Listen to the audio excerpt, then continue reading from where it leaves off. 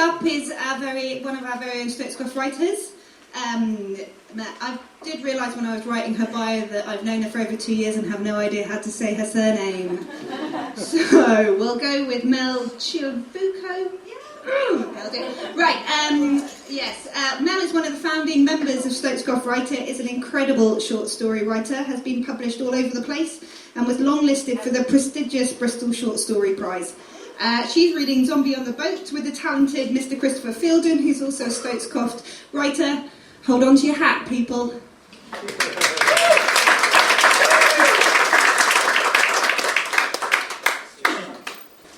Right, those are really lovely stories, and we're going to really, really lower the tone, just to warn you.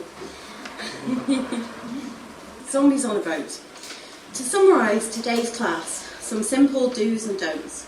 My tutor's arm wobbles as she writes her list on the board.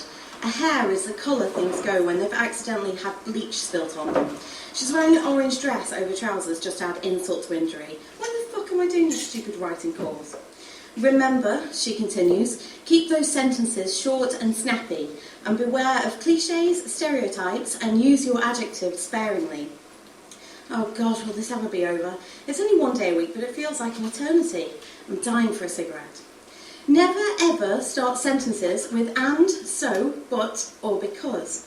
She sets our homework to write a story on the theme of boats to be read aloud in next week's class. I'm definitely not showing up with that. 5 minutes later, I'm outside, eagerly sucking on a cigarette. I'll look forward to your masterpiece next week then, Ginger Minge says. I really shouldn't call her that. I can't bear the thought of her flapping fiery haven. Whatever. She stops next to me for a moment, clutching a messy pile of papers, her oversized handbag slipping off her shoulder. This isn't school, Andy. You don't have to be here. Why don't you just stay at home next week, do the whole class a favour? We don't need people like you disrupting us. These people are intellectuals. They're not dropouts who sponge off their mum and dad. I don't have a dad, I interrupt. He's dead. I always love playing the guilt card. She rolls her eyes. I don't have time for this. She trudges away, chuntering something about how it's meant to be a centre for mature students, whilst fumbling for her car keys. I've no intention of wasting your time, I call to her. Maybe I'll write a story you'll just love. Don't bother, she says and slams her car door. I walk off grinning to myself as ideas for stories pour into my mind. Maybe I will show up next week after all. Zombies on a boat. So, there's this little island called Rottnest in Western Australia, and there's some weird little animals that crap a lot called quokkas, which kind of look if a kangaroo had shagged a possum. There's a ferry which takes all the rich, stupid tourists to and from Rottnest Island. On one day, an English family got on the ferry with their 10-year-old son. It was sunny, obviously, it's always bloody sunny in Australia. The crew were typical loud Aussies. All of a sudden, someone saw something brown and furry suddenly run across the floor under a chair, suddenly. The son, who had seen it, said, "Look, Mum, there's a quokka on the ferry." The mum nodded distantly, and then a crew person went to get a broom and tried to get it out from under the chair. The quokka suddenly leaped out and snarled at the crew member. There was crusty blood in its fur over its face. The quokka suddenly jumped on the man's face, gnawing at his nose, and everyone started screaming. The man's nose was barely hanging on by a thread of skin, and blood was pouring everywhere, and he started shaking and grunting, and his eyes bulged so much that eventually they popped out and hung like droopy testicles. Another crew member came along and said, "Hi, Bruce, g'day, you all right, mate?" But Bruce lunged towards him and tore a chunk off his cheek, and then ate it, and then licked his lips, sucking up the blood dribbling down his chin, and then burped. Then the other crewman started grunting, because he too was turning into a zombie. And then he pounced on the dad of the family. "Wait, you can't kill me, I have a son!" It's a terrible voice to choose for the dad, sorry. He gurgled as the man dragged a bottle across his throat, and the dad's blood spilled everywhere, and the zombie started to eat the dad. The mum screamed, and the kid's eyes widened in the biggest amount of fear he had ever felt. The zombie cut open the dad's belly and started chewing on his intestines.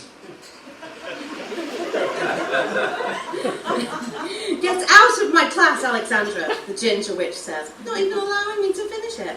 A few people in the class look as if their pet cat has just presented them with a dead bird.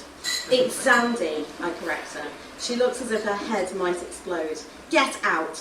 I grab my coat and my bag, my fucking pleasure. At home, my teenage brother Ben is using my laptop again. I glance at the screen expecting to see the usual array of tits and arses, but realise it's in fact my story he's reading. Did I give you permission to read that? This is actually pretty funny, he says. I think we should post it online. It's just a stupid story, I shrug. I only wrote it to piss off my tutor. But there's this website where people read and comment on stories, and people have gotten famous from putting stuff on there.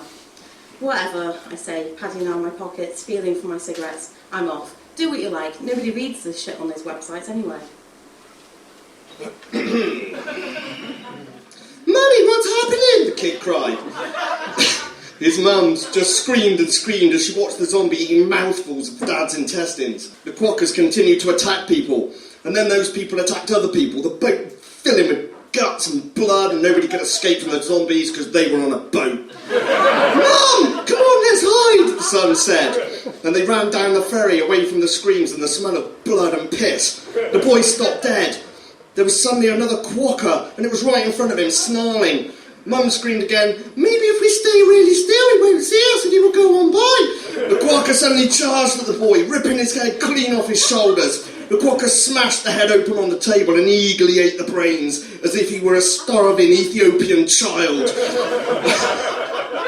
Another quacker suddenly appeared, and they fought over the brains, and eventually they just humped on top of the severed head instead.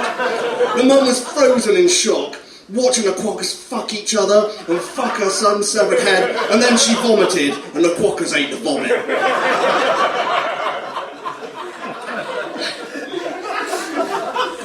Hey, Zand, Ben calls, sitting at the computer as I try to sneak past. I need to lie down. 4 pints at lunchtime is never a good idea. What? I groan. You know that story I posted last week? Loads of people have been reading it.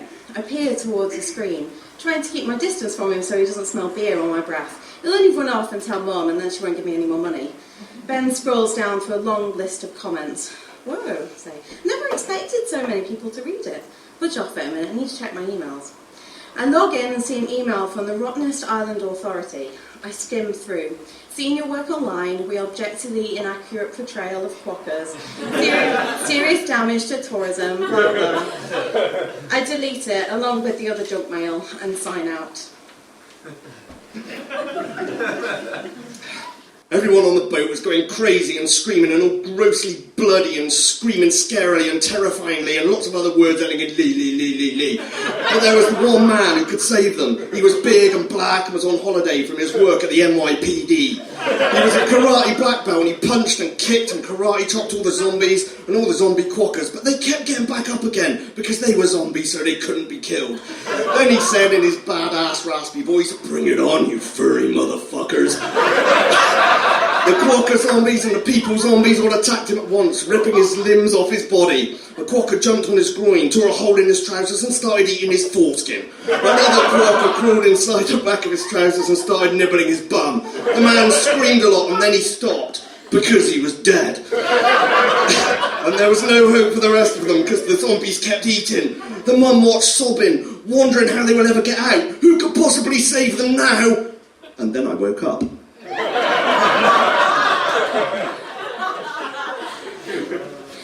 Over the next week, I get several more emails from the Rottnest Island Authority. Please remove zombies on the boat immediately. Damaging to Rottnest tourism. Will be forced to take legal action. I delete all of them. Then comes the final one. We are now taking legal action.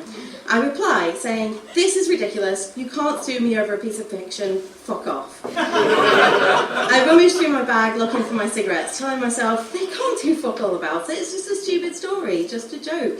I find my cigarettes and lean out of my window to smoke one, then douse the room with a liberal spray of deodorant. On my return, Mum is sitting at the kitchen table with a letter in front of her. She's going to start ranting at me about something, I can tell. "Who are the Rottnest Island Authority?" she asked. "I don't know." "What do you mean you don't know?" she says, flapping the letter around. "They're suing us for 50,000 Australian dollars. It looks as if a vein is about to explode in her forehead. "What? $50,000, she says, "over some story you've posted online, apparently. What do you have to say for yourself?" The phone rings, saved by the bell. We both run for it, but I get there first. "Hello?" I nod and turn away from my mum's disapproving glare as I listen. "What? Really? Cool, yeah, okay, count me in. I hang up. Mum stares at me with raised eyebrows. Who is that? I sit down silently at the table, my legs quivering in shock as I try to absorb the words I've just heard. Stop being so melodramatic, Sandy, she says, sitting down next to me. But I only wrote it as a joke, I stutter. What? Mum says, tell me. It's just some silly zombie story. I can't believe it. Will you just tell me what this is all about? Mum cries. There was a film producer on the phone, I said, the words hardly sounding real. They saw my story online and they want to make it into a film. They've got Samuel L. Jackson in mind. They want to pay me a lot of money, probably a six-figure sum, they said, to buy the rights. My God, her jaw drops. You better not be kidding me here. No, seriously, I'm not. It feels as if my facial muscles have turned to custard. Honestly, Mum asked. Yes, honestly. A grin spreads across her face. They did specify one condition, though, I smile. I have to write a sequel.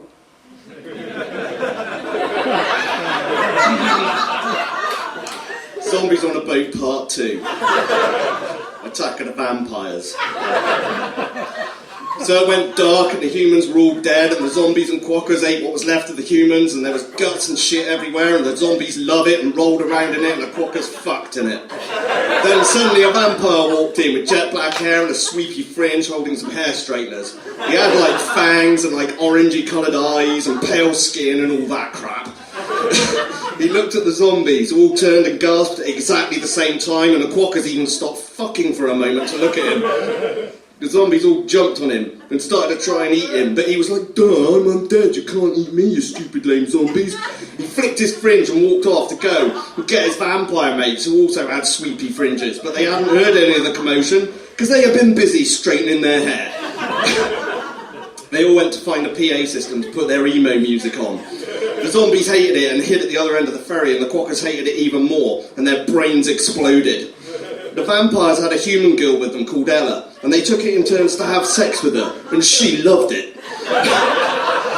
Then suddenly a werewolf came along, but he was still in human form, but they knew he was a werewolf because his jeans were all ripped up and he had no t-shirt on, and he was ridiculously muscly and tanned. "Oh, Drake!" the slutty human girl said, and ran over to him and pulled down his jeans and started sucking his cock.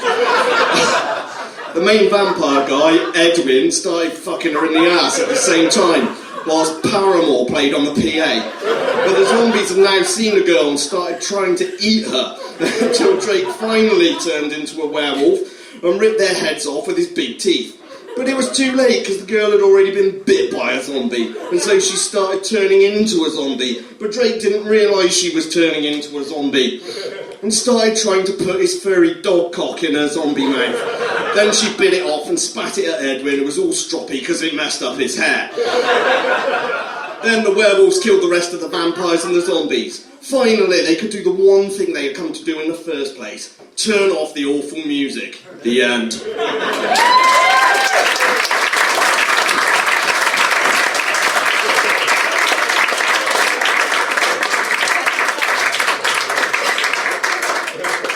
Kind of highbrow literary stuff you can expect from Stokes Croft Writers. Thank you very much, guys.